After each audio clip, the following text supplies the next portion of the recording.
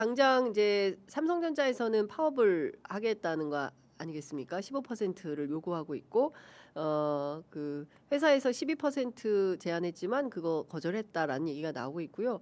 이 관련해서 김정관 산업부 장관이 결국에 뭐 이렇게 계속 한다면 파업을 하게 그냥 둘 수는 없는 거다. 긴급조정권 발동할 수밖에 없는 거 아니냐라는 입장을 밝혔습니다. 근데 일각에서는 이걸 왜 산업부 장관이 얘기를 하냐? 어? 그리고 이제 노동부 장관은 끝까지 대화해야 합니다. 대화가 필요합니다. 우리 함께 삽시다. 뭐 이런 얘기를 하고 있습니다. 이 부분은 의원님 어떻게 보고 계십니까? 저는 사회적으로 각자 발언을 할 수 있다고 봅니다. 다양한 의견을 피력하고 네. 논쟁할 수 있다고 봅니다. 이게 삼성전자의 그 성장과 변화로 인해서 우리 경제에 여러 가지 영향을 주기 때문에 그런 겁니다. 그래서 그 발언을 왜 끼지 마라 이렇게 하기는 좀 과한 입틀막인 것 같고요. 저는 그 정부 관계자들도 말할 수 있고 사회 각계 여론 주도층에서 이야기할 수 있는 거라고 봅니다. 논쟁하고 그럼 도대체 이 회사가 어떤 쪽으로 예상보다 더 많은 이익이 나오면 어떤 식으로 배분하는 게 맞느냐에 대한 사회적 합의를 정리할 필요가 있는 거죠. 그런데 이제 기존에 우리 시스템적으로 합의된 게 있지 않습니까? 모든 비용을 다 털고 나면 남는 잔액을 배당의 형태로 가는 거지 않습니까? 주주들의 몫으로. 근데 주주들의 몫으로 가는데 주주들이 스스로 결정해서 이건 기업에 투자를 하자라고 할 수 있는 거죠. 그리고 또 일부는 이제 배당으로 가자. 네. 근데 그 지점에서 가급적이면 우리가 예측 가능하게 가야 된다. 예측 가능하지 않는 변수가 많아지면 지금 한국 자본시장이나 투명성 이런 것들이 있으면서 가는 거지 않습니까? 네네. 근데 예측 가능성이 없다라고 논쟁이 되는 것들이 제일 우려되는 것이다. 네. 그래서 요 지점들에 대해서 기존 시스템적으로 적절한 주장이냐를 같이 논쟁을 하는 것이다. 저는 우리나라의 많은 부분들에 대해서 예측 가능성을 높여나가는 것들이 투자자들한테도 관계도 있고 자본시장이 성장하는 데 도움이 될 거다. 이렇게 네. 봅니다. 그 얼마 전에 이제 저희 프로그램에 김영훈 장관 오셔서 그 많은 사람들이 기술 혁신에는 큰 관심이 있는데 사회 혁신에는 말씀이 잘 없으시다. 앞서 이제 의원님께서도 이제 K자 성장을 우리가 어떻게 극복할 거냐. 뭐 주식 투자해서 돈 버는 사람들, 또 돈이 많은 사람은 더 큰 돈을 벌 수 있고 그렇지 않은 사람들, 또 주식이 뭐야, 어떻게 해야 돼, 뭐 할 줄 모르는 사람들, 뭐 이런 분들이 굉장히 많단 말입니다. 그러면 그런 차원에서 정부나 국회, 정치권이 해야 되는 역할은 이 사회 혁신을 어떻게 끌어갈 거냐. 의원님 아까 이제 민생이라는 단어를 써주셨는데 그에 대해서도 국회가 혹은 또 민주당이 고민하고 있는 게 있으신지 좀 궁금합니다. 제가 세금 얘기를 좀 더 하면 세금 얘기. 관련된 이야기니까 네. 첫 법인세를 부과합니다. 법인세. 이득에서 법인세를 예, 내죠. 25% 정도. 네. 그 다음에 거래하면 부가세 네. 나옵니다. 거의 매월 세금을 내고 있습니다. 취재 편의점은. 그러시죠. 그 다음에 거기 일하시는 분들 다 소득세 내고 있습니다. 따 냅니다. 예. 그 다음에 그 협력업체들과 관련된 다양한 세금도 있고 냈습니다. 마지막에 주주가 받는 것에 대해서 배당 관련된 세금도 부과합니다. 그렇습니다. 대한민국 정부는 예. 삼성전자나 하이닉스가 성장하는 과정에서 그런 단계별로 해서 또 이렇게 세금으로 걷어옵니다. 네. 그러니까 그 발전된 부분만큼의 일정 비율이 실제 국가가 나름 이미 예측된 조세 법률에 따라 온 거죠. 예. 그러면 그 성장 자체는 나머지 부분은 기업에서 자율적으로 판단하면 되는 거죠. 네, 네. 그리고 그 초과 세수가 발생하면 예. 그걸 실제 사회 공정한 전환 예. 또는 이제 민생의 회복 또는 이제 서로가 연대해서 같이 하는 사회복지망 네. 그 관련된 효율적으로 쓰느냐 이 논쟁은 또 별도로 하면 되는 거죠. 지금 삼성전자 이것 때문에 이걸 바로 이야기하는 게 맞나? 저희가 이제 이거 고민하는 것 중에 하나는 우리 산업이 반도체 두 개로 집중되면은 리스크가 있는 것이니까 네. 포트폴리오 분산, 다른 산업도 육성해야 된다. 네. 그런 역할을 위해서 R&D도 하고 예. 산업 전략이 필요하다. 요건 전 공감하고 네. 정부 역할은 그 지점이 하나 있고 두 번째로 다양한 세수가 확보되면 그 세수에 기반한 네. 사회적인 안전망을 확보하고 또는 이제 뭐 골목 상권 이런 데도 좀 네. 뭔가 필요한 협조를 지원을 해주는 거. 요 두 가지가 정부 역할인 것 같습니다.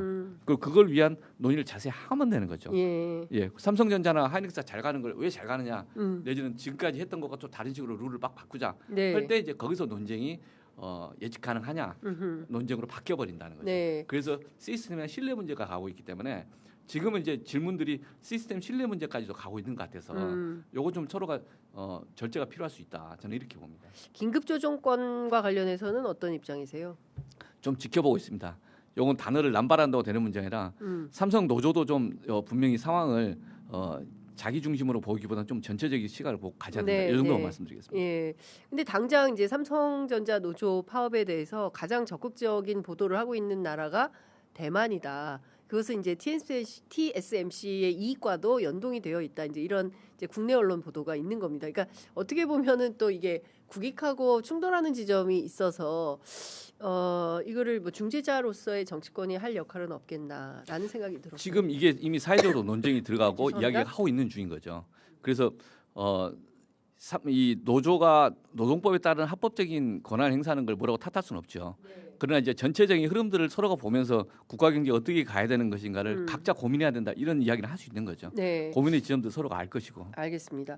그 이재명 대통령이 오늘 아침에 트위터에 글을 올리셨는데요. 네. 무조건 긴축을 주장하는 분들이 나라를 생각한다면 꼭 봐야 할 기사입니다. 이제 이런 글을 올렸습니다. 뭐 어떤 거냐면 IMF가 한국 부채의 지속 가능한 수준이다. 증가 속도보다는 전체 상황을 봐야 된다. 이제 한국경제 기사를 링크를 같이 함께 걸어 주셨는데요. 혹시 이거 보셨습니까? 아니 못 봤습니다. 예. 네. 그러니까 무슨 얘기냐면 최근에 국내 언론이 특히 경제지들을 중심으로 해서 부채가 이렇게 많이 국가 부채가 늘어나는데 뭐 이렇게 배당이나 신경 쓸 때냐 이런 비판 보도가 많이 나오니까 대통령께서 나서서 이제 직접 이런 글을 올린 게 아닌가 싶은데요. 국내 부채 그렇게 심각한 수준입니까? 국가 부채 말이 막 여러 가지 단어가 섞여 있어서 그런데 네. 일단은 부채, 국가 네. 부채만 놓고 보면은 우리나라가 OECD 국가 중에서 높은 편이 아니고 낮은 편이죠. 낮은 편이다. 예, 50%뭐 내외인데 네. 그다음 이제 주로 이걸 비판하거나 우려하시는 분들은 국가 부채의 성장 속도가 가파를 수 있다라는 경고를 하는 것이죠. 네. 그러나 그건 그 주장인 거고 다른 측면에서 우리 경제가 지금 중동 사태 때문에 갑자기 추경을 했는데 추경 때문에 물가가 오르네 마네 이런 이야기를 했지 않습니까? 그런데 이제 우리가 적절한 세수를 가지고 썼다. 그다음에 그걸 하더라도 당장 물가가 인상되는 건 아니다. 이런 정도를 이제 한국은행이나 다른 데서도 평가를 하고 있지 않습니까?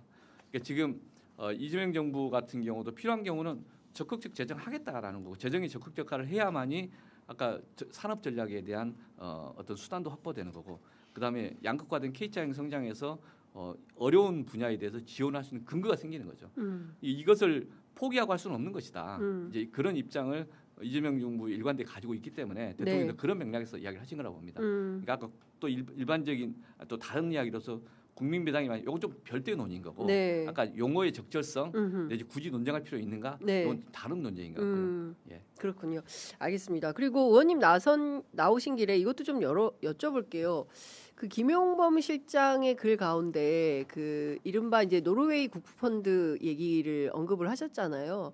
그 부분도 조금 다른 측면이 있는 거 아니냐. 지금 삼성전자는 민간 대기업이고 그 노르웨이에서 석유 관련해서 국부펀드를 만들어서 국민들에게 배당한 것은 좀 다른 차원에서 봐야 되는데 그거를 동등 비교하는 것도 조금 맞지 않다라는 지적도 있는데 그 점은 또 어떻게 보십니까? 그걸 깊게 보지는 않았습니다. 근데 이제 일단 기본 맥락은 네.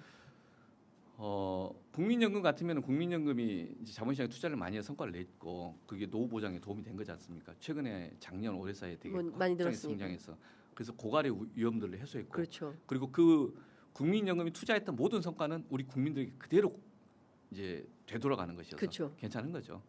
삼성전자와 관련돼서는 삼성전자 자체가 갖고 있는 성장 속에 삼성전자 주주들에게 그 성과가 가는 것은 좋은 거죠.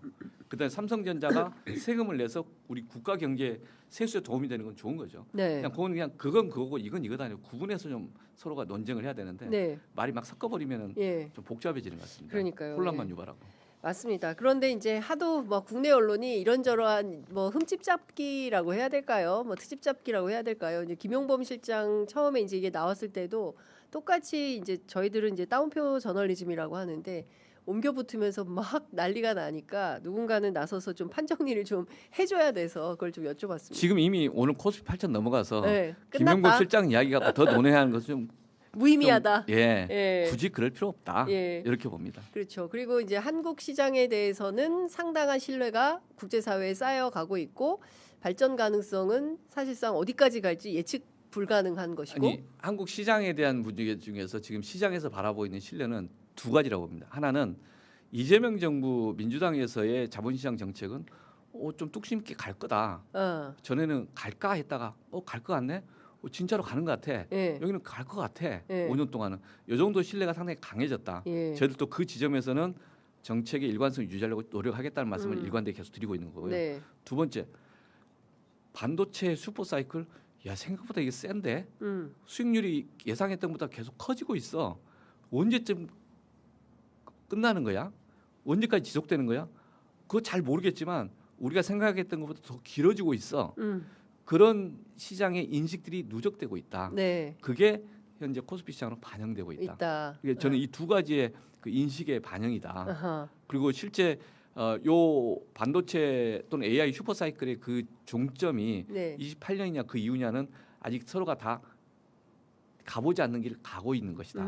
예. 예. 그래서 저희는 요 지점에서 첫 번째 정책적 신뢰는 계속 유지하기 위해서 일관되게 가야 된다. 네. 두 번째로 반도체 사이클은 우리가 통제하는 게 아니기 때문에 그렇죠. 그건 동제로 놔두고 반도체 아닌 다른 분야를 분산해서 좀 더 성장하는 그런 산업 전략, 네. R&D 전략을 국가적으로 해야 된다. 예. 이 정도의 정책적 판단을 하고 있는 거죠. 예. 오늘 아침에 이제 중앙일보 보니까 한바닥을 털어서 이제 대한민국 금융시장의 건전성 뭐 이런 부분에 대해서 이제 세계 석학을 불러서 인터뷰를 한 것 같던데요. 실제로 지금 금융 선진화가 가장 필요한 단계다. 이제 이렇게 보시는 거죠. 지금 그런 정책이나 이런 게 담보되지 않으면 여기서 조금 도태될 수도 있겠다. 이렇게 봐야 되는 거죠. 갑자기 이제 추상적인 이야기여서 금융선진화 자본 우리나라가 채권 시장은 선진국 지수에 편입돼 있고 네. 그다음에 자본 시장은 선진국 지수 편입이 아직 안 돼 있습니다. MSCI 뭐 표현할 때는 이제 신흥국 지수인 거고 네. 뭐 그런 변화들이 필요한 거죠. 그다음에 실제 거기에 활동을 하는 기관 투자자들이 뭔가 긴 호흡에서 장기 투자자로서 역할을 제대로 하고 있느냐? 요건 질문인데 은행이 그러면 그 역할을 하고 있냐? 그러니까 구체적인 그 활동 주체별로 평가가 좀 따로 이루어질 것 같습니다. 예. 은행들은 아직 예대 마진 따먹기 하고 있는데 예. 그건 좀 반성할 게 많다. 저는 그렇게 봅니다. 이거 60조씩 1년에 수익 나오는데 그거 다 변동금리에서 그 예대 마진만 갖고 하는 게 혁신이냐? 네. 저는 그렇게 보지는 않습니다. 그렇군요. 알겠습니다.